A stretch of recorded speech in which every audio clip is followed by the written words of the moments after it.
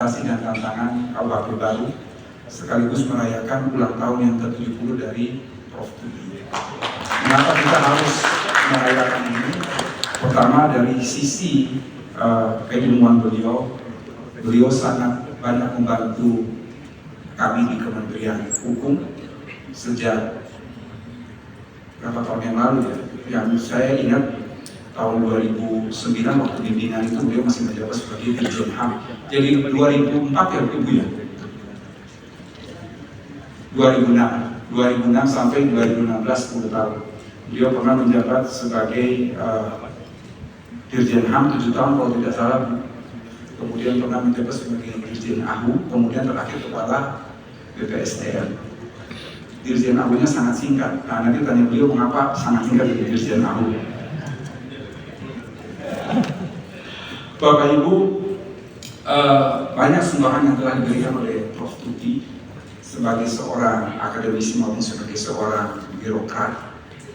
Beliau turut melahirkan Undang-Undang Perlindungan Saksi dan Korban, sehingga auditorium di LPSK itu namanya Auditorium Hafiz Tuti Hafizno.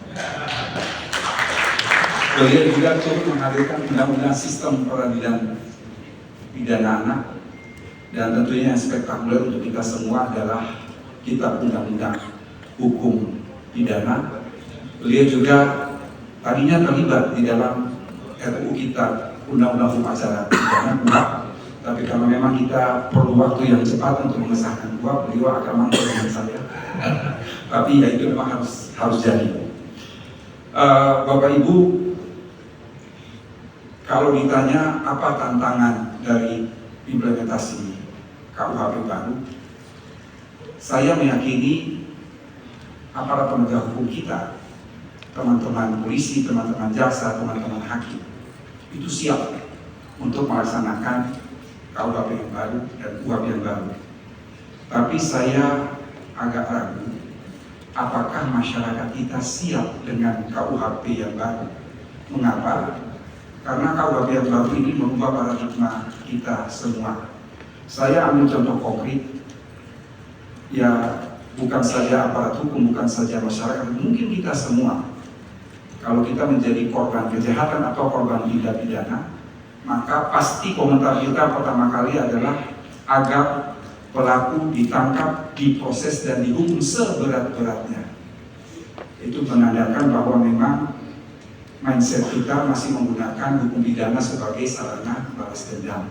Kita masih menggunakan hukum pidana sebagai lex talionis. Padahal KUHP yang baru itu sudah merujuk paradigma hukum pidana modern yang berorientasi pada keadilan korektif, keadilan restoratif, dan keadilan rehabilitatif.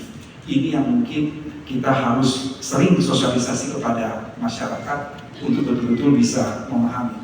Karena saya khawatir kalau nanti misalnya segala sesuatu dan itu memenuhi ketentuan untuk suatu perkara itu ditempuh jalan restoratif, maka jangan sampai ada anggapan bahwa polisi sudah dibayar, jaksa sudah dibayar, atau hakim sudah dibayar, padahal memang mekanisme itu diperkenalkan baik di dalam KUHP maupun KUHP. Bapak Ibu mau terkait substansi KUHP, memang kami para pembentuk yang terdiri dari 15 tim ahli, kami sadar betul bahwa KUHP dan KUHP baru bukanlah kitab suci yang sempurna, tetapi itulah karya maksimal yang dapat kami berikan kepada bangsa dan negara.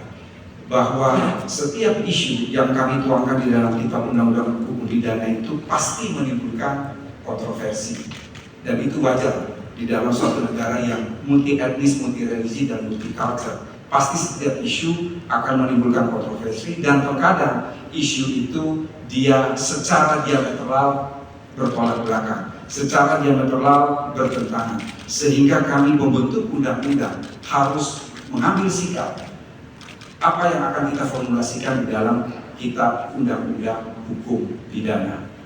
Kalau perdebatan, artinya kalau ada suatu isu, ada perbedaan pendapat antara pemerintah, DPR, dan masyarakat, hal yang wajar.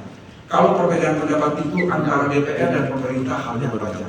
Tetapi saya ingin katakan pada Bapak Ibu, setiap isu itu dibahas oleh tim ahli, dan Tidak jarang tim ahli itu berdebat berhari-hari mengenai isu apa yang akan diformulasikan dalam kitab undang-undang pidana. Ketika itu sudah disahkan dan menjadi hukum positif, ya kami harus taat dan kami harus bisa melaksanakan, harus mampu menjelaskan kepada publik.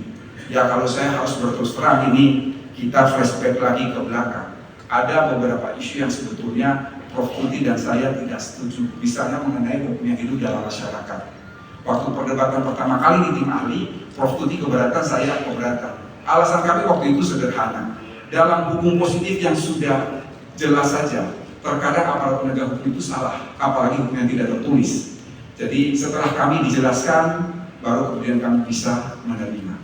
Hal lain yang sebetulnya Prof. Tuti dan saya menolak juga itu adalah mengenai kohabitasi secara pribadi. Tetapi itu menjadi keputusan. Kita harus melaksanakan dan mencantumkan itu di dalam kitab undang-undang hukum pidana.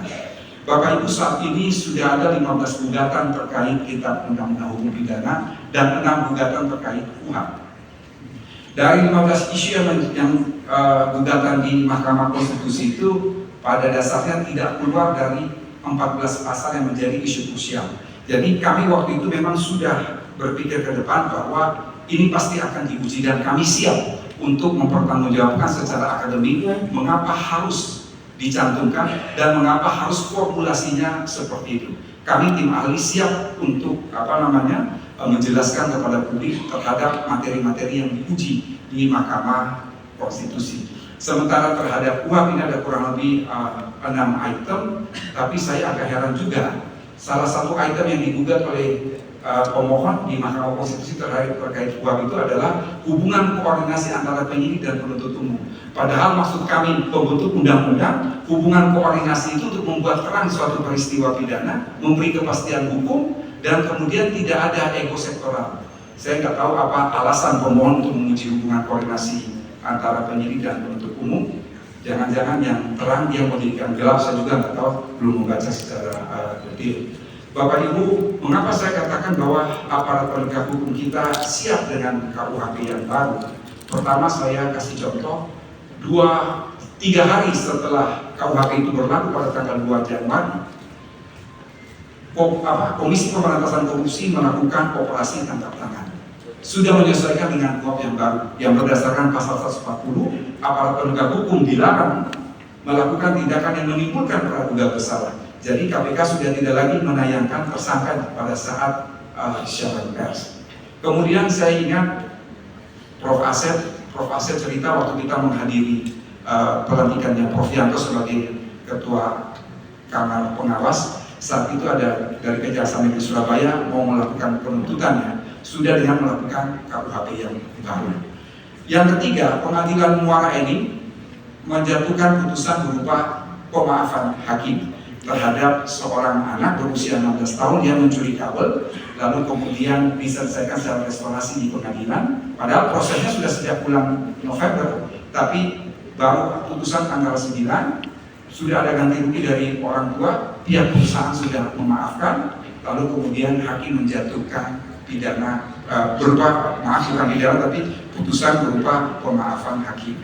Terakhir kemarin di Kudus pada hari Jumat atau hari Kamis, ada seorang anggota DPRD Kudus yang dia judi, jaksa menuntut 6 bulan, dikabulkan oleh hakim 6 bulan, tetapi diganti dengan pidana kerja sosial selama 4 bulan, setiap hari selama 2 jam di kantor kelurahan. Jadi saya katakan bahwa aparat penegak hukum kita siap untuk mengimplementasikan KUHP yang baru. Bahwa yang menjadi tugas dan tantangan kita bersama Bapak Ibu, bagaimana kita mencoba menjelaskan kepada masyarakat bagaimana paradigma visi misi dari KUHP nasional, sembari kita menjelaskan kepada publik terkait 14 isu yang sekarang sedang diajukan di Mahkamah Konstitusi. Bahwa orang selalu mengatakan pasal-pasal itu multitafsir, pasal-pasal itu menimbulkan banyak penafsiran. Saya kira tidak ada undang-undang tanpa tafsiran. Sehingga ada salah seorang budayawan hukum kita, Profesor Sajito, mengatakan membuat undang-undang itu adalah satu hal, tetapi menafsirkan undang-undang itu adalah hal berikutnya. Jadi